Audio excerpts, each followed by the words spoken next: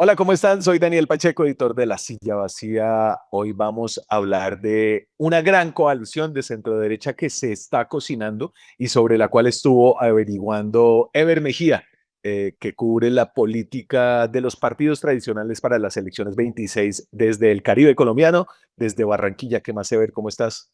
Hola Daniel, gracias por la invitación, gracias por este espacio para hablar de cómo se están moviendo los partidos tradicionales, la U, el liberal, el conservador. Consulta del poliamor. Los partidos buscan armar un polo de centroderecha al 2026. Eh, y aún me tienes que explicar eso bien del poliamor, pero veo en la portada de la nota que publicamos en la sillavacía.com ayer, siendo hoy 1 de agosto del 2025, esto lo publicamos a esta mañana, ¿no? Mañana, Esta fue sí. la nota que abrió hoy a César Gaviria, a Efraín Cepeda, a Clara Luz Roldán y Alex Vega. Los dos de abajo son directores del partido de la U, el de arriba, los dos de arriba son del liberal y el conservador, respectivamente. Entonces, ¿qué está pasando? Bueno Daniel, bueno, primero el término es tuyo, así que ¿Por qué me echas al agua así? pero estuvimos de acuerdo, o sea, estuvimos de acuerdo y tiene mucho sentido porque digamos que lo que quieren hacer los partidos tradicionales es una consulta, como ya se ha hecho en el pasado, como hubo tres en las elecciones de 2022, pero normalmente esas consultas eran una puja entre los partidos. Entonces, por ejemplo, el Partido Conservador la vez pasada llevó a David Barguil y él tenía que competir con Alex Char, que iba con firmas, y estaba Enrique Peñalosa, que iba por la U, un poco lo distinto, y por eso el término del poliamor es, porque acá no sería como una competencia partidista, sino que los partidos avalarían a todos los candidatos de la coalición. Con lo cual, con eso la idea es que el predominio no lo tenga como este candidato es de este partido, sino como que pese más la figura del candidato y que ya la coalición sea como el formato, el mecanismo, Sí. el tema del aval, pero que la figura sea lo preponderante. Entonces, digamos, por eso un poquito el término de poliamor. Y entonces me devuelvo un tricito de ver un poco a cómo está armada la elección presidencial en Colombia o cómo se ha ido desarrollando. Inicialmente, pues están las dos vueltas, eso salió en la Constitución de 1991, pero a la medida en que se ha como evolucionado la política en Colombia, hay como cada vez las vueltas ahí pegadas, ¿no? Entonces tenemos, creo que en esta elección hablamos nosotros de una elección de 4 vueltas. La vuelta, digamos, -2 para llegar a la primera, como la primera es en octubre, cuando hay una fecha de elección nacional para consultas internas, en la que va a participar el pacto histórico para escoger a su candidato presidencial y para seleccionar el orden de las listas al Congreso, ¿cierto? Entonces esa sería como la vuelta -2. La vuelta -1 va a ser la consulta de marzo, el mismo día de las elecciones legislativas del 2026. Varios partidos y grupos de partidos van a una interpartidista. Y es ahí, en esa vuelta, en la que estos partidos tradicionales están buscando armar una consulta. Exactamente, es en ese punto, pero como tú dices, para llegar a marzo todavía falta bastante. Entonces, lo que te puedo decir es que ellos están elaborando toda esa mecánica, vienen conversando desde hace un tiempo de qué vamos a hacer nosotros, mientras el pacto histórico, que es el que va a ir no sé cómo lo llamaríamos, esta -2 o estas primarias de octubre, que vamos a hacer nosotros. Y entonces allí se ha venido conversando en los partidos tradicionales. ¿Qué se ha planteado? Te puedo contar un poco de eso. Pero píntame la reunión, píntame los Ok, personajes. ok, bueno, te cuento. Las reuniones pasan en la casa de César Gaviria, que es expresidente, jefe del Partido Liberal, ya un señor de edad, y allí han llegado durante varios meses, de forma periódica, los jefes de los otros partidos tradicionales. ¿De quiénes estamos hablando? De Nadia Ablel, presidenta del Partido Conservador, y Efraín Cepeda, que acaba de salir de la presidencia del Congreso, también conservador. También van los directores del partido de la U, que son Alexander Vega y Clara Luz Roldán. Y han ido invitando como otros directores de partidos. Entonces, por ejemplo, en marzo hubo una reunión y ahí estuvo Juan Manuel Galán del Nuevo Liberalismo, mucho más de centro que pues, los otros mencionados. Y la novedad, digamos, y por la razón por la que sacamos esta historia es que hubo una reunión el lunes en la casa de César Gaviria. Ahí ya no estuvo Juan Manuel Galán, sino que estuvo Germán Córdoba, que es el delegado de Cambio Radical, sí, del director de Cambio Radical, el partido de Sí. Germán Vargas Lleras. Entonces, se empezaron a hablar, se empezaron a desmenuzar nuevos temas y digamos que veo la coalición un poco más yéndose un poquito más a la derecha. ¿Por qué? Porque están diciendo también aceptamos acá al uribismo y al centro democrático. Listo, entonces para esta nota hablamos con varios de las personas enteradas de lo que está pasando ahí detrás. Todas piden como no ser citadas porque están como guardando el hermetismo del mecanismo y del anuncio de esta coalición para, ahí no hay acuerdo, ¿no? Pero hablan del 7 de agosto. Aquí tengo a los armadores de la coalición, ¿no? Que están César y Simón Gaviria, Sí, eh, Vega y Clara Luz. Vega fue registrador y Clara Luz Roldán es como del grupo de Dilian Francisca, fue gobernadora del Valle. Y Efraín Cepeda, pues que se convirtió como en gran opositor del gobierno Petro luego de las enormes tensiones que tuvieron legislativo y ejecutivo en el semestre pasado del Congreso, decretazo, sedición. Petro dijo que Fincho le quería, Efraín Pincho Cepeda le quería quitar el puesto varias veces además, ¿no? Entonces, como que hay un bloque de gente que es muy crítica del gobierno en su dirección, ¿no? Pero abajo los congresistas de todos, todos tienen claro. como congresistas en el liberal, en la U y en el conservador que votan con el gobierno. Claro. Entonces, hay como unas tensiones acerca de este armado, ¿cierto? Sí, hay unas tensiones. Yo te voy a contar como hablamos como con tres personas enteradas que estuvieron en la reunión o sus voceros. Y entonces hubo uno que fue como el más optimista, una persona nos dijo que iban a anunciar la coalición el próximo 7 de agosto, el día que, el próximo 7 de agosto.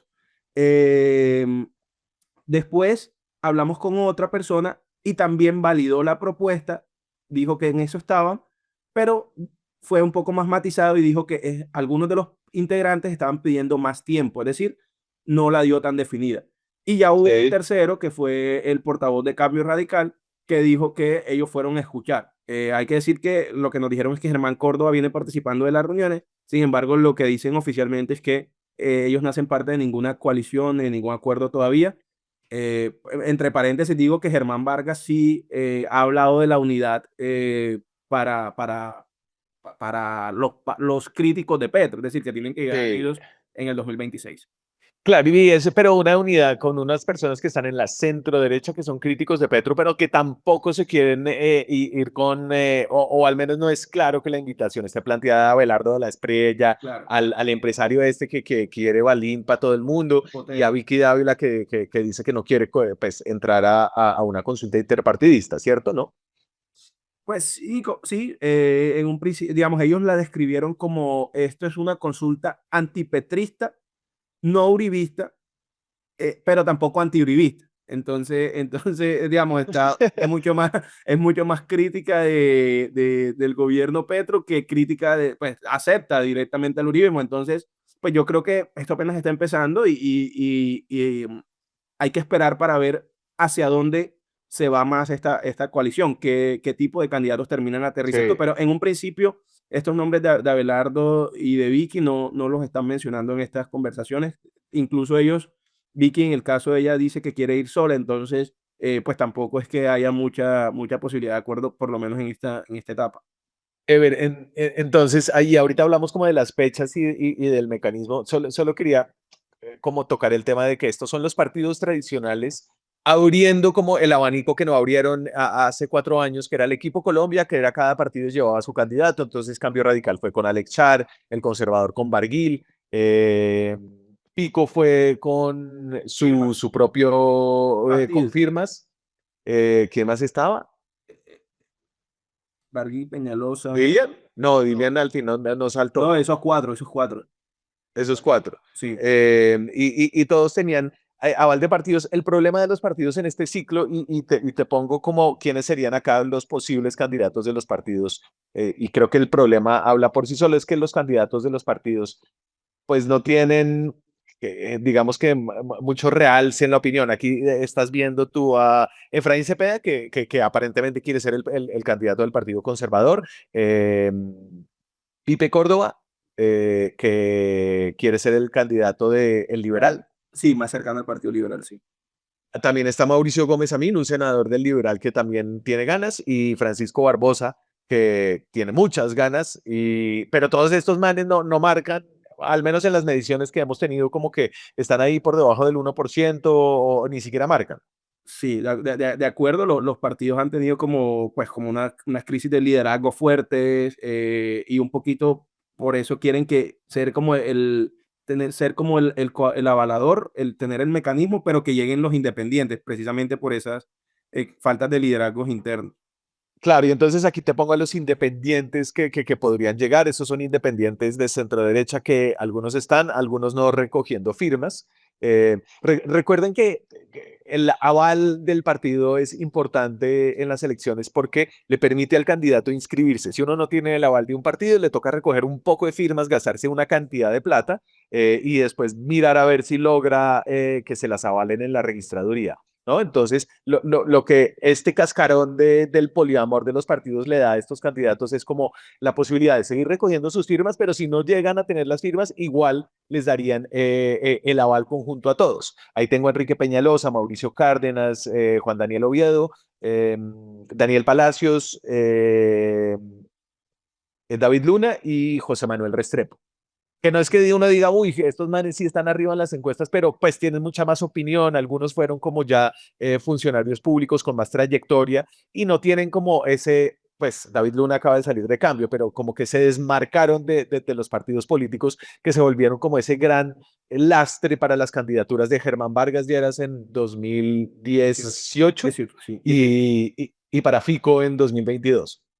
Sí, sí, de acuerdo. La firma es lo que te permite, es como hacer una campaña anticipada, ¿no? Mostrarte, moverte en la opinión, salir pues, a la palestra y que te den entrevistas. Entonces, son como candidatos que eso les conviene en el sentido de que se empiezan a mostrar distintos de otros, como, no sé, Germán Vargas, hipotéticamente, que ya tiene como un reconocimiento y no habría razón, o sea, puede esperar un poco más, pero un poco Claro, el problema de Vargas es el tumor que tiene en la cabeza.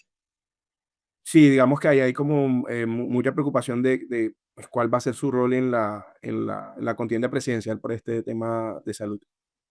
Sí. Entonces, los partidos quieren atraer a estas figuras de opinión para que entren ahí. ¿Y qué más tengo? Ah, bueno, y los partidos que aún no aceptan, pero que quieren atraer. Entonces, aquí te tengo a Uribe. eh, pucha, la próxima vez no pongamos la pota del preso. Germán Vargas y Juan Manuel Galán. No, no, bueno, vale. Pero bueno, sí, digamos que yo diría que la fuerza de esta coalición o este intento de consulta es que tanto logran atraer a estas tres figuras, cada una por su lado. ¿Por qué? Porque el Centro Democrático está haciendo su proceso propio. Quieren hacer una consulta, o un mecanismo que defina el candidato del Centro Democrático. Sin embargo, acá están intentando atraer Uribe. Lo que se planteó en esa reunión, César Gaviria dijo que él ha tenido conversaciones con el expresidente Álvaro Uribe en ese sentido. Entonces, y las dos personas con las que hablamos coincidieron en que las puertas estaban abiertas para Uribe y su partido. Entonces, digamos, en una coalición que ya se está abriendo un poquito más a Sí. la derecha. Y ahí déjame de Uribe, el tema del Centro Democrático pues tiene un gran problema en su campaña, y es que uno de sus precandidatos está en la clínica tratando de recuperarse después de un atentado, y eso como que cayó como un baldado de agua fría en la campaña. Adentro no saben si hacer campaña descontando a Miguel, porque no se sabe si se va a recuperar o no. Creo que pues, es evidente que ojalá se recupere, pero que no se va a poder recuperar para este ciclo electoral, pero allá un poco todavía esa conversación incómoda no se ha podido tener del todo, entonces están un poco congelados, pero ellos además tienen pues la opción del centro democrático, increíblemente, pues al menos en este espectro político quedó en el centro, entre la centroderecha y la extrema derecha, que tiene por otro lado como la posibilidad de ir como con Vicky o con Abelardo o con Santiago Otero a una consulta que también podría darse si esos candidatos como outsiders se le midieran, ¿no? Entonces está como en ese dilema. Sí, sí, claro. Ellos dicen que lo que dicen acá en los partidos tradicionales es que Uribe ha dado señales de que les interesa y, pues ellos lo ven como una opción muy viable. Pero la frase que lo resume, lo que nos dijeron es, nosotros le vamos a guardar el cupo. Pues si no vienen, pues usamos ese cupo con otro candidato. Entonces, ese es un poquito el escenario con el Centro Democrático.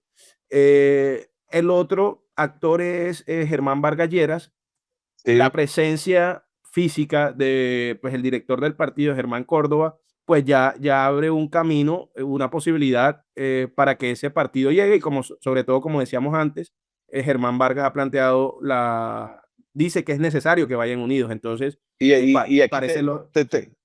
te lo pongo. Ahí va Vargas como con la idea de que deben ir todos juntos en un bloque grande. Ya son 70 candidatos. Qué bueno que así sea.